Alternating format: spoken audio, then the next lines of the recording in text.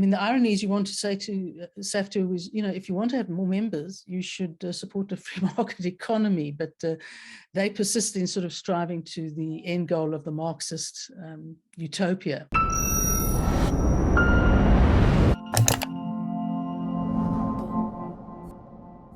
The South African Federation of Trade Unions has suspended its General Secretary, Zwelenzima Vavi.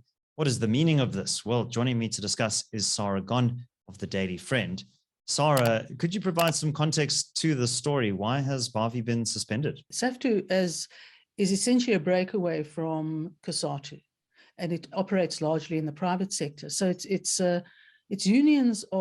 member unions are fairly susceptible to the political things at play, whether people are being retrenched, whether businesses are closing down, they're losing membership. And into this mix comes the sudden suspension of Zwelenzima Vavi, who was a significant player in COSATU until he became General Secretary of SAFTU. And he's now been suspended, and he's been suspended for essential financial irregularities, largely using a credit card unwisely, shall I put it that way, and a couple of other things, which he's denied categorically. But a lot of the comment on the reasons for his suspension, and generally some of the crises within an organization like SAFTU, is the fact that Vavi himself is accused of leading a very lavish lifestyle, including a chauffeur-driven car, can you believe?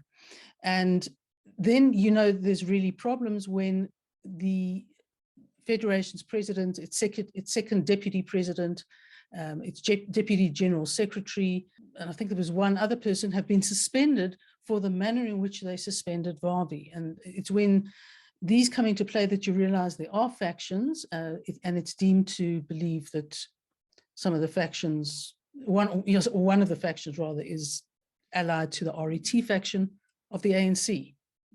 So it's the political ramifications seem to be very, very messy, because obviously Vavi wanted away from the ANC. That was one of his main thrusts.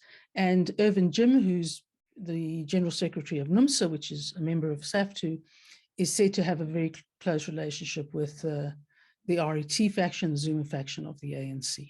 Right. Well, Sara, I think this shows that there's a leadership crisis in South Africa's trade unions. COSATU, as well, as we've documented on this channel, has also been experiencing a decline in its influence and its power. But what does this suggest about the state of labor unions more broadly, Sara? What does this mean for the interests of workers as well? I think it's not good, because usually when federations or unions are involved in this sort of spat, it usually means they're taking the eye off the ball of looking after their members' interests, which it's their membership fees that pay the salaries of the unions and of SAFTU.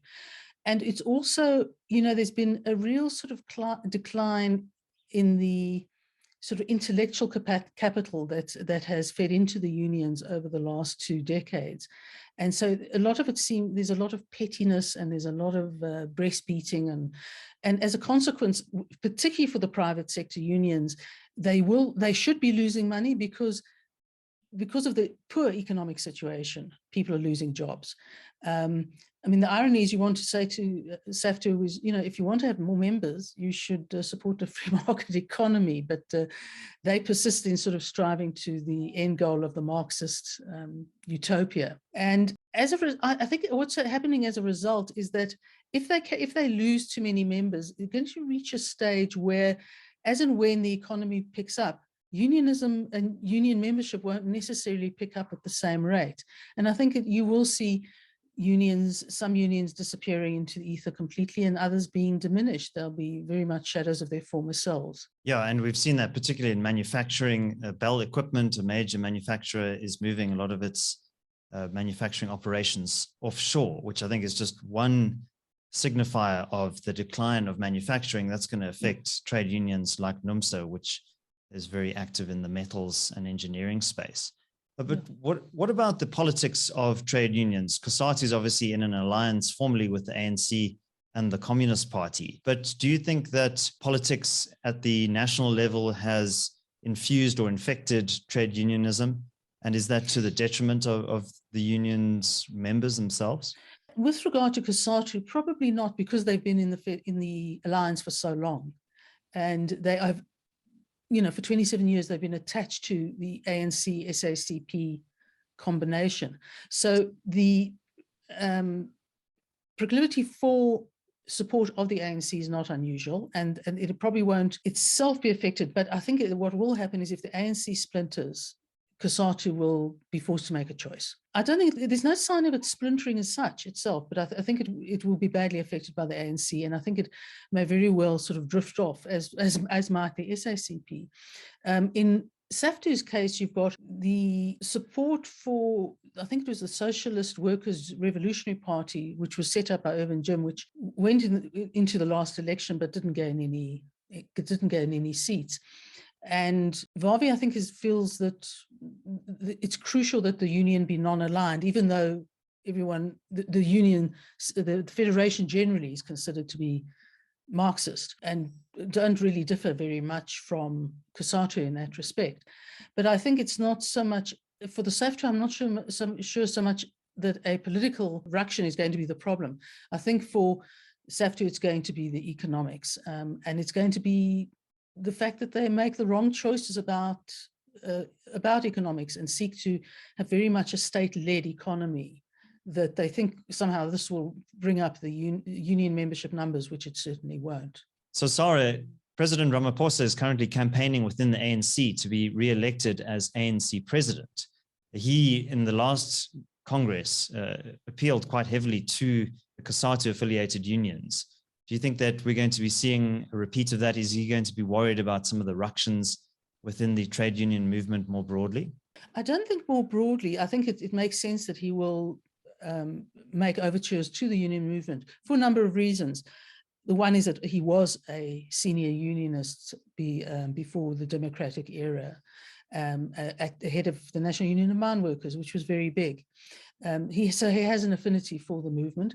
The other thing is, I think the movement has generally been more aligned to him than to former President Zuma.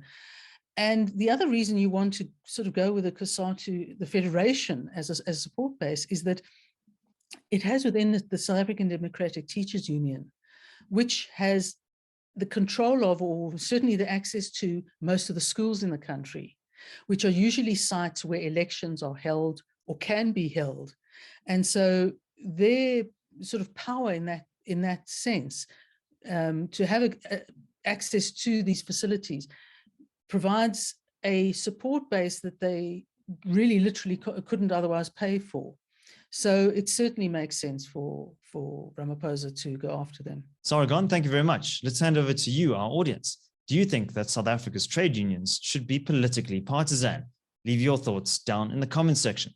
Also, a quick reminder that we at the CRA have opened a members-only section of the channel. If you pay a monthly fee of 99 Rand, you can gain access to all of our exclusive client webinars. There is a link in the description below where you can find out more. My name is David Ansara. This is the CRA. Until next time, take care.